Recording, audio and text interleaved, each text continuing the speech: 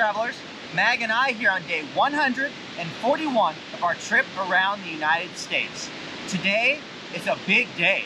We have 250 miles to cover, completing the circle that we started yesterday until we come back around to the I-40, and then from there, we'll be staged for tomorrow to be able to complete a short leg into Nashville. Today's route only has 250 miles, but we have a lot of targets. The area that we're traveling through today has just so many interesting things for us to see. I don't think we have the time to do it. There's waterfalls and lots of other natural features and great geocaches all along the way. We got up with the sun first thing this morning and got out here to Twin Falls to start the day. And what an amazing way to start what's going to be an amazing day of geocaching. I don't want to waste any more time than absolutely necessary because we have a lot to do. So let's go out there and see it together. Come on, let's go. Twin Falls is not a natural waterfall. It is a byproduct of the damming of the Caney Fork River and the powerhouse. As a result, these beautiful falls pour out of the canyon walls. Now just a couple of quick parking grabs to help us to get to where we're going in a hurry. First find of the day. Let's hope they're all this easy. And as it turns out, most of the physical geocaches we found this morning would be just that easy. But the hikes to get to the places we really wanted to go would not. In the Cane Creek Bluff area, an extension of the Fall Creek Falls State Park, we made our way steadily down the Wheeler Farm Loop Trail toward the Medley Arch. On the map, it looks like a quarter mile in from parking, but you have to spiral your way in around the mountains to get there. This is exactly the kind of trail where you need to ignore that little voice in your head that says, go in a straight line, it's right there. That would be a bad idea.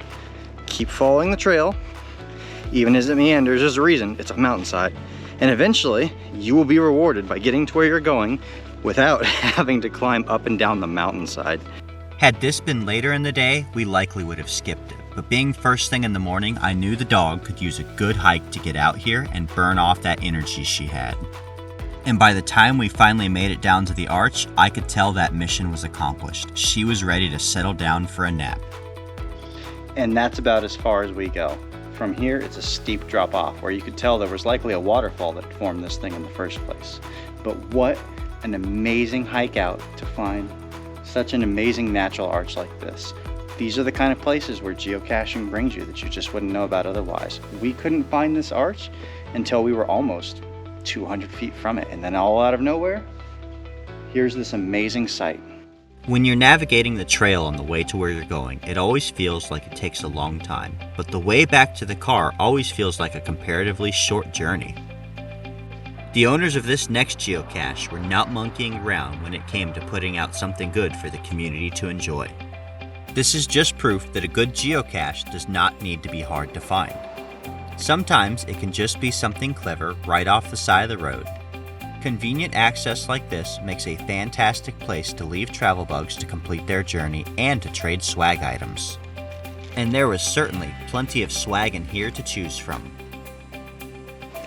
We were able to drive within a third of a mile of this virtual, which we wanted to come to for several reasons. It's virtual, it's old, and it's a fire tower. And I love getting to see the fire towers. So I convinced the dog that it was going to be a straight line to the geocache, third of a mile. That's the good news.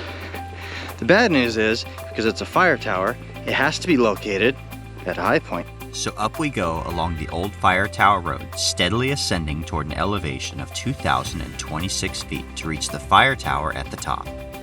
And there it is. Ooh, that's looking like it's gonna be a pretty fun climb right there. The steel frame Fall Creek Falls Lookout Tower was built around 1895 as an observation tower in Missionary Ridge. It was moved into the state park in 1941 as part of the efforts to manage the forested area. The crew house and original cabin are also still both on site at the base of the tower. Oh, this fire tower is no joke. It starts with the warning. Persons are not forbidden to climb this tower, but it must be clearly understood that they do so entirely at their own risk. And the first couple of steps leading up are looking pretty sketchy, so we're gonna take this carefully, listen for sounds, and make a decision if this thing is not gonna be worth climbing. But I wanna get to the top and get that view. This 80-foot tall steel tower is quickly approaching its 130th birthday. While it is doing decently well, it is definitely showing signs of its age. There are many steps leading up to the top that are broken or cracked, and I found it essential to maintain 3 points of contact at all times.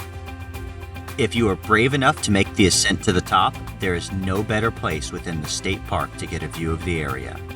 It really feels like you can see the entirety of Fall Creek Falls State Park from up here. I've been up to the top of a lot of fire towers and other really high places, and this is definitely one of the more sketchy. The stairs were creaking on the way up. This handrail here is really loose. I don't even want to touch that.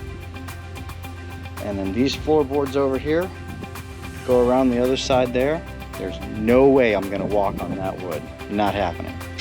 But if you're tired, there is a place to lay down and take a nap. Ai-chan was more than happy to wait at the bottom of the fire tower while I finished up. Having safely come down from the heights, Ai-chan and I made our way into the heart of Fall Creek Falls State Park. This park is so named for its main attraction, a 256-foot tall waterfall, which is the highest free-falling waterfall east of the Mississippi River. It is only a short distance to the upper viewing platform, but it is about a mile round trip to the lower viewing platform. Not only does the Earth Cache require you to visit the lower viewing platform to complete the requirements, but there was no way I was going to leave this park without having a hike down and seeing it from underneath. And while it is quite a journey along the canyon walls and down stone steps, it is well worth it to reach the base of the falls.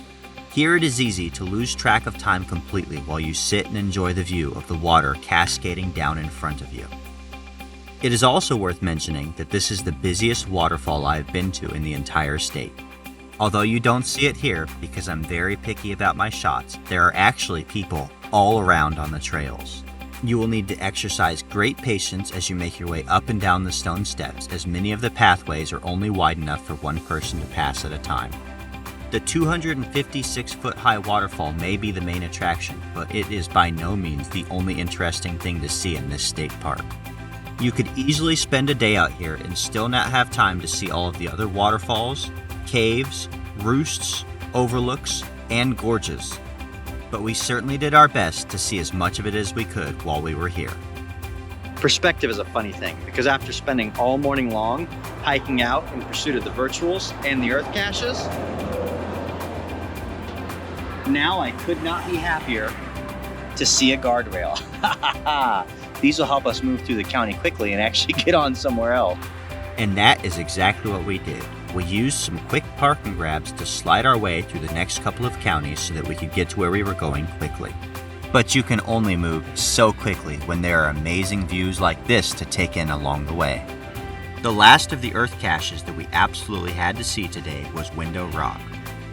This natural arch is very different than the others we had seen up until now because there's nothing in the immediate area that indicates how it was formed.